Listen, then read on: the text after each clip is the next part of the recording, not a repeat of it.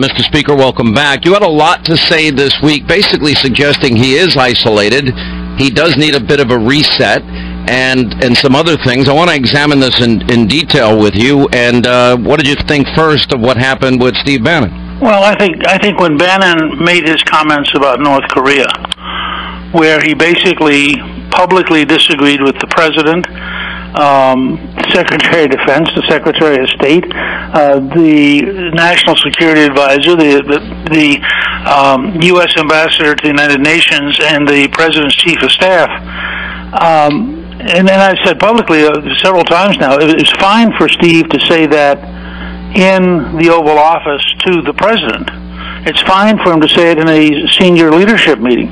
But you can't go public on something as important as war and undercut all the elements of your national security team. And he did. And I think at that point, it got to be a question of how are you going to create order if everybody's on the same page except one guy, and that guy's publicly talking to the press about his view. Well, I think it's been building, though. Didn't you get the sense that this was kind of building and that there's almost been factions within the White House battling themselves now from the very beginning? Sure. No? Look, there have been factions from the day they won the election, and there have been hard feelings on both sides.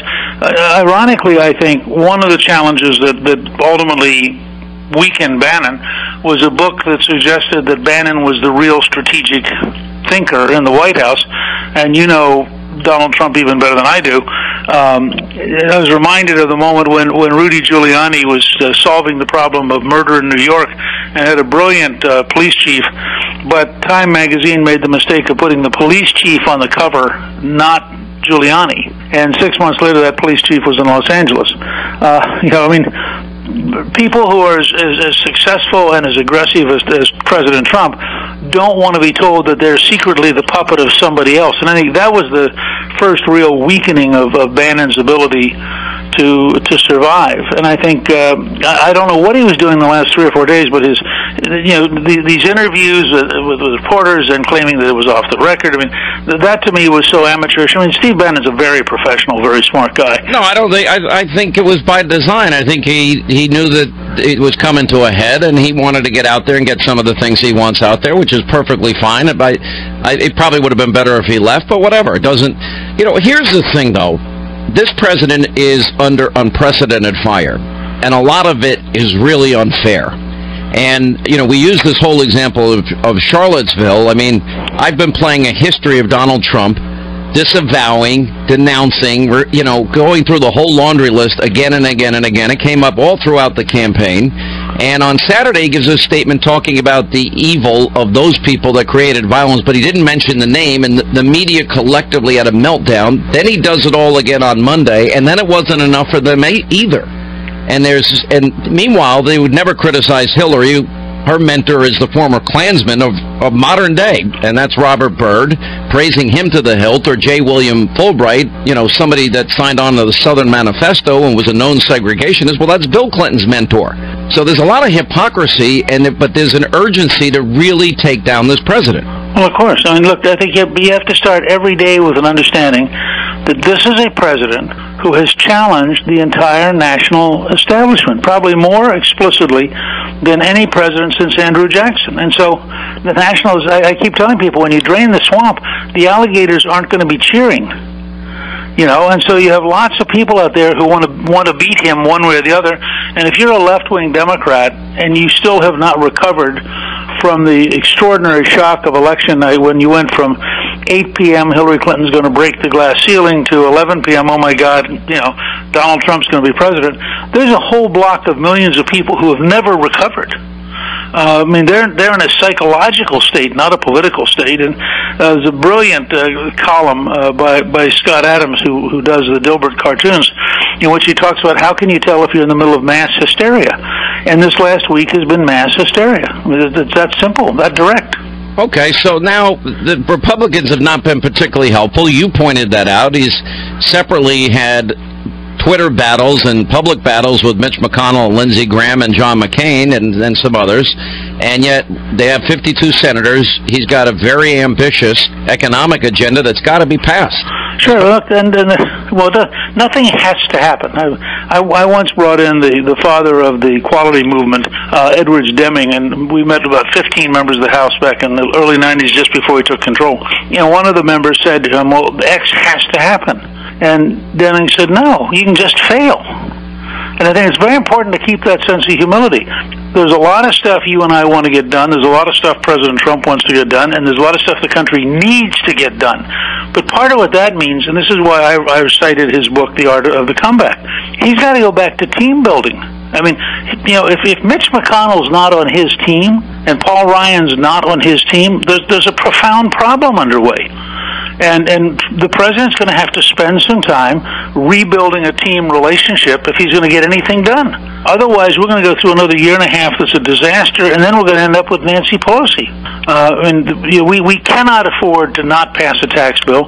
I am very worried that I'm watching them go down exactly the same road of just bullheadedly explaining that they're going to do this massive, complex tax reform, and I think they have no idea how hard that's going to be.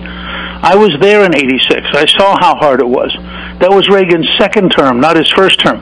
They'd already passed the big tax cuts that created economic growth. They didn't try to pass tax reform in his first term because they couldn't have, and they knew it. Why don't they just pass the tax cuts and get the economy going and get people back to work? How about we say... That's the whole point. I'm trying to get people to launch a whole campaign across the country. We know what we need. We need a big enough tax cut to have a huge economic growth in 18. We need a tax cut that really helps small business. We need a tax cut that helps the middle class. And we need a tax cut that gets us to a corporate tax rate of about 15%. There are a lot of ways to get that done, but trying to go through some very complex tax reform model it'll just fail. I mean, you and I will be on radio and television and at Thanksgiving, looking at an inability for these guys to learn. They have got to learn the lesson of what happened in the first 7 months of the year. Have you told that to Mitch McConnell and Paul Ryan? I've told that to the president. I have told that to the president's senior advisors. I have told that to Senator McConnell. I met with about a dozen senators, and I told it to Speaker Ryan and to Kevin Brady, the chairman of the Ways and Means Committee. And I watch them. They're very pleasant to me. They know me. They're nice to me. Then they go out and make speeches repeating the same, I think, impossible goals. They need to be stripping down to a doable big tax cut and get it done by Thanksgiving. I don't even, and that's going to have the biggest, most profound impact on the economy. Right. And that's going to serve the people that voted for the president. It's going to get Ryan reelected as Speaker, and it's going to get McConnell a big increase in the number of senators he can work on. And look, I mean, they said that we've got to repeal and replace Obamacare. All right, now here are my four. I don't even think overly ambitious. I mean, McConnell talked about expectations of people being too high, including the president. Okay, pass the middle-class tax cut, the 15-17% corporate tax cut, pass the repatriation of trillions, really push for energy independence and a drive to unleash those high-paying career jobs for Americans, build the wall, and then chip away at Obamacare piece by piece. That's my overly ambitious goal. Is that overly ambitious? I think that's a very practical, very common sense approach, and I think it's doable. And it would work. Right, and then you could go into next year, and you could have a State of the Union with a sense of confidence that we're learning to get things done. We could set up a nice agenda for 18, get that done, run for re-election as a party of prosperity and jobs and take-home pay, and a party that kept its word. Win a nice victory in the House, pick up 6 or 7 Senate seats, and be in good shape. I mean, but you're right, but it's got to be simple, clear, and it's frankly got to have more discipline. I mean, the part of what made me start talking about the art of the deal was the president had a perfectly good infrastructure press conference. He had exactly the right people there to answer questions, and then his combative nature took over, and he decided he had to go back and refight Charlottesville. And he just ruined. I mean, none of the signals he was trying to send about infrastructure got out. Because one of the lessons I learned the hard way over many, many years is the elite media will never cover your positive message if you give them an excuse to cover a negative message. You know what's fascinating? After your 5+ years as Speaker, you did write a book, Lessons Learned the Hard Way. And are you identifying a little bit with the transition that the president's making? Absolutely, and I'm also identifying. I saw Ronald Ronald Reagan go through 2 cycles like this, August of 1980 in the campaign, and then the Iran-Contra problem in late 1986. In both times, he had to reset. He had to recognize where he was, what wasn't working, what had to be fixed, and he was very disciplined. I mean, this is one of the things I think that President Trump has not yet really picked up on. The part of Reagan's great achievement was a level of discipline that was amazing. You know, and you got to figure out, this is what I'm going to do, and I'm going to stick at it, and I'm going to be very careful about it, because his opponents will never give him a break. So anytime he gives them an opportunity, they're going to hit him. All right, we'll take a break. We'll come back. We'll have more with Newt Gingrich. By the way, his book, Understanding Trump, has now been on the New York Times bestseller list now 10, 11 weeks, and it continues on, including landing at #1 in its debut.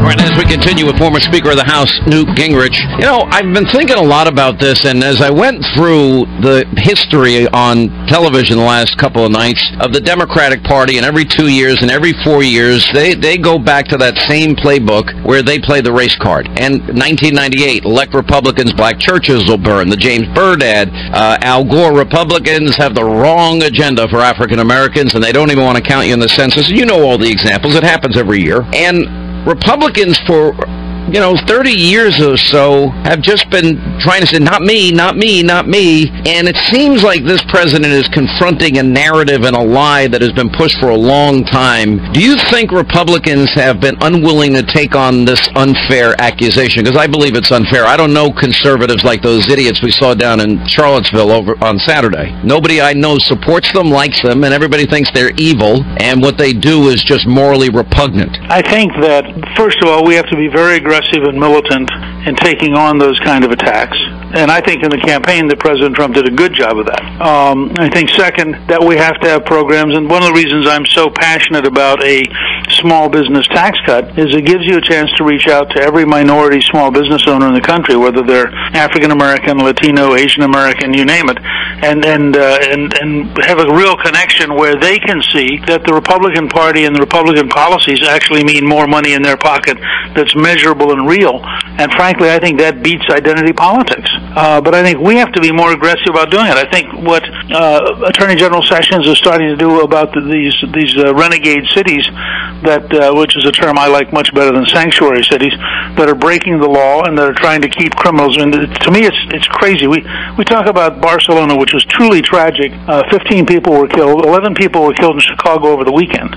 40 people were wounded in Chicago over the weekend. How can the mayor of Chicago want to keep illegal aliens in his city when they get out of jail? I mean, why isn't he grateful and begging the government to take them off his hands? And these are the kind of things where we have to be prepared to go places no Republican has gone in 2 generations or 3 generations and make the case. I think we can win the argument that our policies, whether it's school choice or it is getting rid of criminals who are here illegally, or it's creating jobs for small businesses, or increasing take-home pay, I think we have the potential, if we'll do it, to reach out very aggressively. But I think that's part of why it was so important in Charlottesville to come out very clearly that we as Republicans who believe in human dignity and believe that we're endowed by our Creator with certain unalienable rights, that we condemn the neo-Nazis, we condemn the Ku Klux Klan, we condemn those who would discriminate, and then I'm perfectly comfortable coming back and saying I'm against hatred from any direction. And I'm prepared to debate some of those who, in Black Lives Matter, for example, ended up going off the deep end and in effect advocating shooting police. I think there are a lot of things that we can do that allow us to appeal to an amazing number of people. You probably saw Ron Fascio in his Lunchtime Politics had a poll in which 44% of African Americans think you should not tear down statues. You shouldn't get involved in trying to rewrite history. Well, that 44% would be a dramatically bigger base than the Republican Party's had in our lifetime. All right, Mr. Speaker, thanks for being with us. His book, Understanding Trump, New York Times, Amazon.com, Hannity.com. And it's your anniversary. Congratulations. Thanks for being with us. All right, 800-941-SEAN is the number. Quick break.